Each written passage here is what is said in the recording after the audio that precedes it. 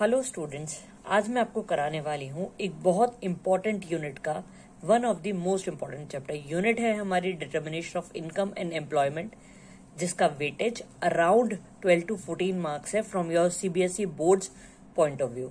उसी का एक चैप्टर करेंगे हम, chapter 9, that is excess demand and deficient demand. हर साल इसमें से विदाउट फेल क्वेश्चंस आते हैं और ये चैप्टर बहुत इंपॉर्टेंट है, बहुत आसान है समझने में, ग्राफिकल रिप्रेजेंटेशन है थोड़ा सा।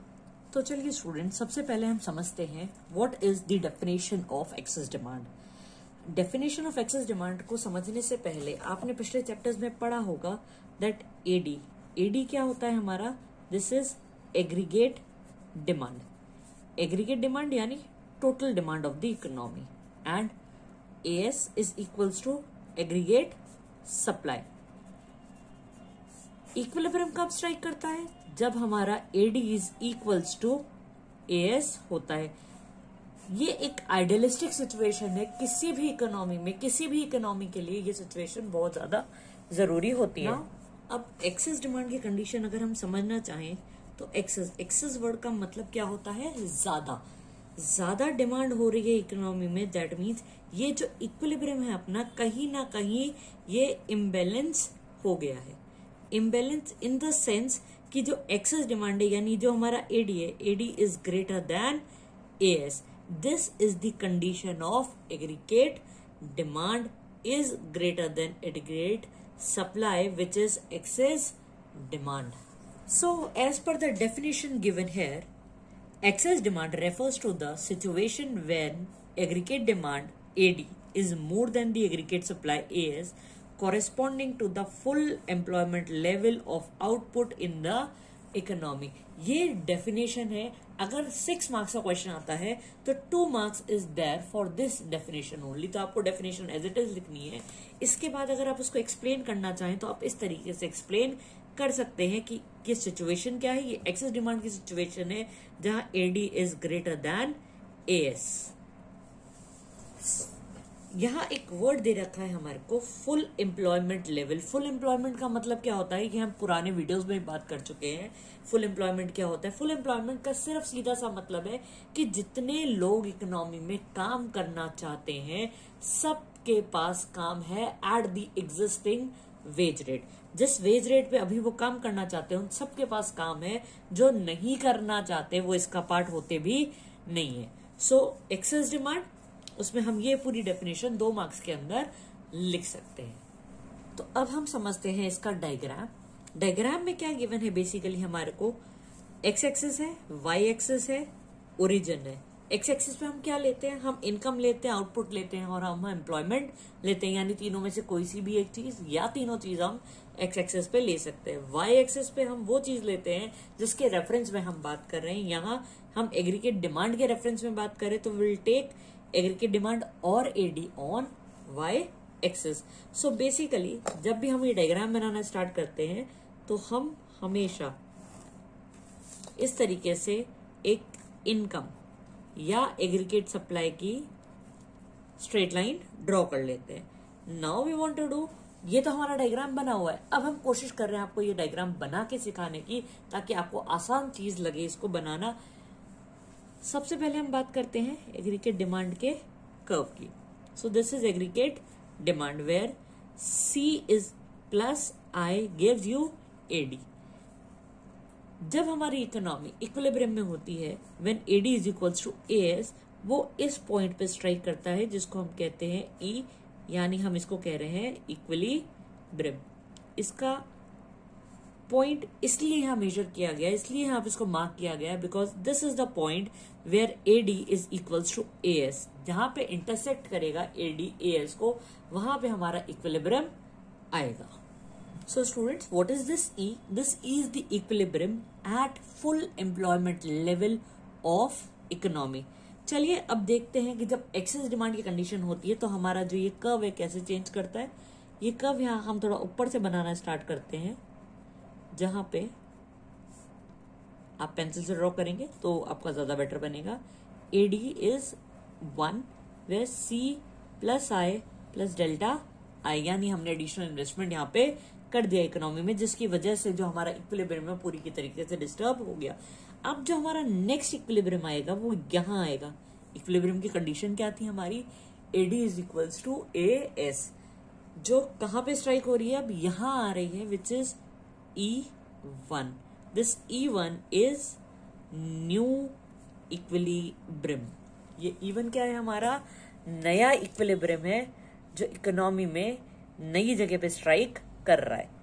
बट द प्रॉब्लम इज कि जो हमारा अर्लियर इक्विलिब्रियम था उसके कॉरेस्पॉन्डिंग जो पॉइंट आ रहा है हमारा, दैट इज F। मैंने यहाँ पे F मार्क करा है, आपका जो मन करे आप उसको दे सकते हैं, अल्फाबेटिकल नंबर देना चाहें या आप इसको जैसे भी आप मार्किंग करना चाहें अपने अकॉर्डिंग मार्किंग कर ले।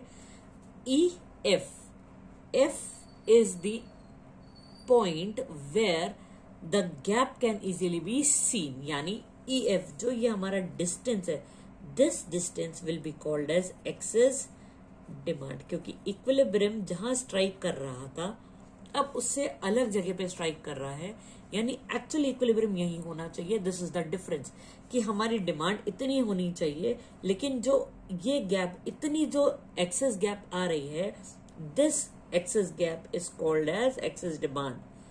This can also be called as inflationary gap. हम इसको क्या कह सकते हैं, inflationary gap, यानी ये गैप है रीजन कि जो हमारी कंट्री में इन्फ्लेशन बढ़ता है। वो क्यों बढ़ता है, क्योंकि यहाँ जहां पे इक्विलिब्रियम स्ट्राइक किया है उससे अलग जाके इक्विलिब्रियम स्ट्राइक हो रहा है, लेकिन जो एक्चुअल होना चाहिए वो एक्चुअल का ही गैप हमारा इक्विलिब्रियम inflationary gap होता है। That inflationary gap EF will be called as this only.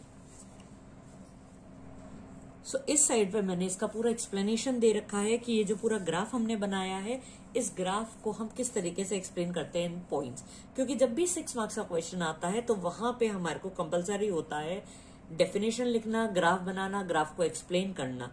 जल्दी से इसका स्क्रीनशॉट ले लीजिए। अगर आपको पूरा का पूरा पीपीटी चाहिए तो प्लीज कमेंट कर दीजिएगा। अब नेक्स्ट टॉपिक है हमारा reasons for excess demand. Excess demand होती ही क्यों है, क्या रीजन है जिसकी वजह से हम इकोनॉमी में एक्सेस डिमांड की सिचुएशन देखते हैं। उसमें फर्स्ट सिचुएशन आती है हमारी, या फर्स्ट रीजन हमारा आता है rise in the propensity to consume. Propensity का मतलब होता है एबिलिटी। जब कंज्यूमर्स की एबिलिटी इंक्रीज हो जाती है तो स्पेंड मोर और they have the tendency to save less. तो उस केस में कि वो कम बचाना चाह रहे हैं, ज्यादा खर्चा करना चाह रहे हैं, आजकल की जो हमारी यूथ है हम उसमें ये चीज बहुत इजीली देख सकते हैं दैट दे आर सेविंग। ऐसा नहीं कि वो बचा नहीं रहे हैं, दे आर सेविंग, बट जो उनकी एबिलिटी है या जो उनकी टेंडेंसी है to spend more, to have more things in their life, वो इंक्रीज हो गई है, जिसकी वजह से एक्सेस डिमांड इंक्रीज हो रही है। रीजन पॉपुलेशन भी है, क्योंकि पॉपुलेशन बढ़ रहा है तो हमारी डिमांड भी इंक्रीज हो रही है, वो भी एक रीजन है। बट फॉर नाउ इज कि जब आपकी एबिलिटी इंक्रीज हो जाती है कंजम्पशन को बढ़ाने की, तो वो भी एक रीजन बन जाता है एक्सेस डिमांड के लिए। दूसरे रीजन की बात करें हम, रिडक्शन इन टैक्सेस। टैक्स क्या होता है, कंपलसरी पेमेंट होता है जो हमें गवर्नमेंट को करना होता है।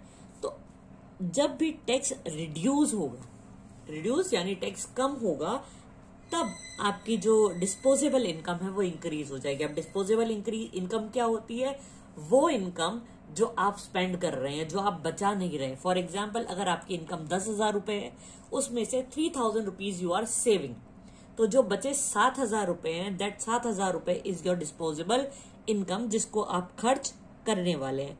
अगर टैक्स डिक्रीज हो जाता है तो आप अब 7,500 रुपए खर्च कर रहे हैं, 2,500 रुपए आप सेव कर रहे हैं। जो 500 रुपीज आप पहले टैक्स पे कर रहे थे, अब वो आप टैक्स पे नहीं कर रहे हैं, वो टैक्स में रिडक्शन की वजह से कम हो गया है। तो इस वजह से जो आपकी डिमांड है वो भी इंक्रीज हो जाएगी। क्यों? क्योंकि हमारी डिस्पोजेबल इनकम इंक्रीज हो गई है। Now the third point here is that increase in government expenditure. Government का जो एक्सपेंडिचर है वो भी इंक्रीज हो जाता है। गवर्नमेंट हमारी कंट्री में बहुत सारे गुड्स और सर्विसेज की डिमांड करती है।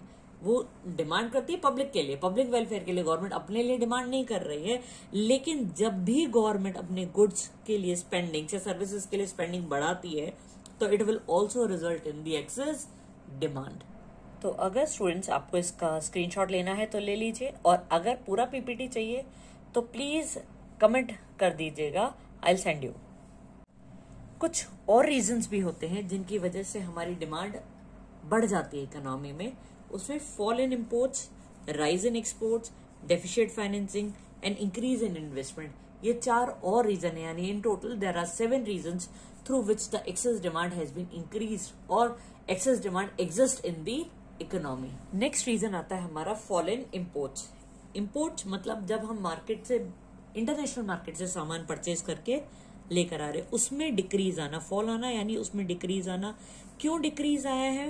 क्योंकि इंटरनेशनल मार्केट में प्राइसेस ज्यादा है, तो हम बाहर के प्रोडक्ट्स को प्रेफर करने के बजाय डोमेस्टिक प्रोडक्ट्स को प्रेफर कर रहे हैं। देन राइज इन एक्सपोर्ट, क्योंकि इंटरनेशनल मार्केट में प्राइसेस ज्यादा हैं और हमारे यहाँ पे, हमारी होम कंट्री में प्राइसेस कम है, तो people in the international currency want to purchase our product due to the decrease in the exchange rate of for domestic currency, क्योंकि डोमेस्टिक करेंसी डिक्रीज हो रही है, तो इसकी वजह से मार्केट में हमारे प्रोडक्ट को ज्यादा प्रेफर किया जा रहा है। डेफिशिएट फाइनेंसिंग, लोगों के पास पैसा ज्यादा आ गया है क्योंकि इकोनॉमी में मनी का सप्लाई बढ़ गया है। मनी सप्लाई क्यों बढ़ गया है? क्योंकि डेफिशिएट को गवर्नमेंट फाइनेंस कर रही है बाय द न्यू करेंसी। तो जितना ज्यादा मनी सप्लाई मार्केट में होगा उतना ही लोग चीजों की ज्यादा डिमांड करेंगे, जितनी ज्यादा डिमांड करेंगे उतना ही हमारा जो इक्विलिब्रियम है वो डिस्टर्ब होता जाएगा। Then the next point is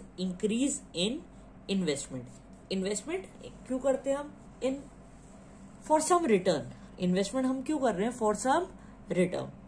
तो जब भी हमारा इन्वेस्टमेंट इंक्रीज होगा वो क्यों होगा?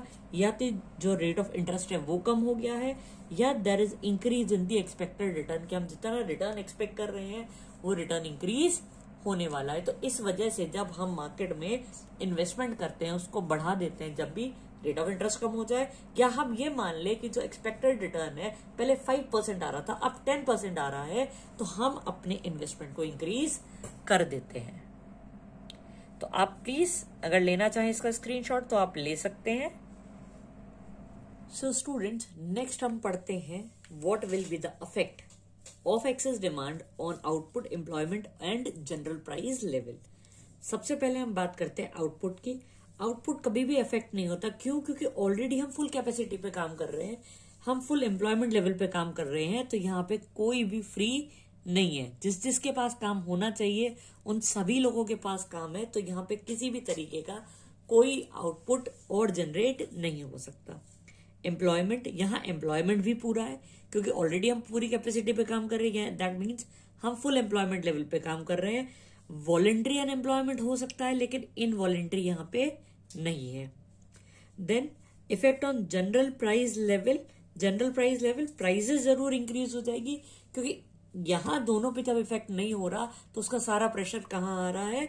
जनरल प्राइस लेवल पे, यानी प्राइस लेवल इंक्रीज हो जाएगी।